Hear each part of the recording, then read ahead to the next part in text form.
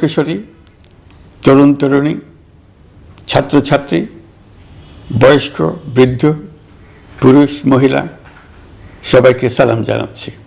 আসসালামু আলাইকুম। শুরুতেই স্মরণ করছি মুক্তিযুদ্ধের লাখো লাখো শহীদ এবং গত জুলাই আগস্ট মাসে ফ্যাসিবাদের বিরুদ্ধে ছাত্র শ্রমিক জনতার অভ্যুত্থানে নিহত সকল শহীদকে। সবাইকে জানাচ্ছি আমার সশ্রদ্ধ সালাম ও গভীর শ্রদ্ধা। আরও স্মরণ করছি তাদের, ফ্যাসিবাদী শক্তির বিরুদ্ধে লড়াই করে যারা আহত হয়েছে, পঙ্গুত্ব বরণ করেছে, চোখের দৃষ্টি হারিয়েছে, যারা 9 দফা নিয়ে দাঁড়িয়েছে, যারা 1 দফা নিয়ে দাঁড়িয়েছে, যারা দেশকে এক হিংস্র স্বৈরাচারের হাত থেকে বাঁচিয়ে। ছাত্র শ্রমিক জনতার অভূতপূর্ব গণ অভ্যুত্থানের পর ফ্যাসিস্ট সরকার প্রধান পালিয়ে গেলে দেশ সরকার শূন্য হয় সাময়িকভাবে।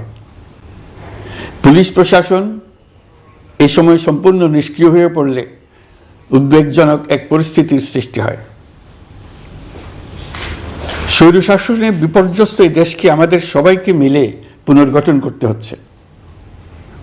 জুলাই আগস্ট বিপ্লবের পর আমরা এমন একটি দেশ হাতে পেয়েছি যার সর্বত্র ছিল বিশৃঙ্খলা।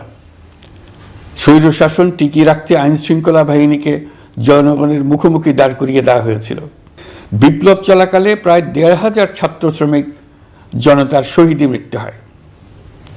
আমাদের সরকার প্রতিটি মৃত্যুর তথ্য অত্যন্ত যত্নের সাথে জোগাড় করছে। এই বিপ্লবে আহত হয়েছে 19,931 জন। আহতদের জন্য ঢাকার 13টি হাসপাতাল সহ বিভিন্ন বিশেষায়িত হাসপাতালে চিকিৎসার ব্যবস্থা করা হয়েছে। প্রতিটি হত্যার বিচার আমরা করবই। জুলাই আগস্ট হত্যাকাণ্ডের বিচারের যে উদ্যোগ আমরা নিয়েছি তার কাজও বেশ ভালোভাবে এগিয়ে যাচ্ছে। কেবল জুলাই আগস্ট হত্যাকাণ্ডই নয়, আমরা গত 15 বছরে সব অপকর্মের বিচার করব। অনেকেই কমিশনের কাছে অভিযোগ করতে ভয় পাচ্ছেন এই ভেবে যে অভিযুক্ত ব্যক্তিদের দ্বারা তারা আবার আক্রান্ত হতে পারেন, ক্ষতিগ্রস্ত হতে পারেন। আমি আপনাদের আশ্বস্ত করতে চাই, আপনারা দ্বিধাহীন চিত্তে কমিশনকে আপনাদের অভিযোগ জানান। কারো সাধ্য নাই আপনাদের গায়ে আবার হাত দেয়। এসবের সঙ্গে জড়িতদের আমরা বিচারের কাঠগড়ায় দাঁড় করাবই।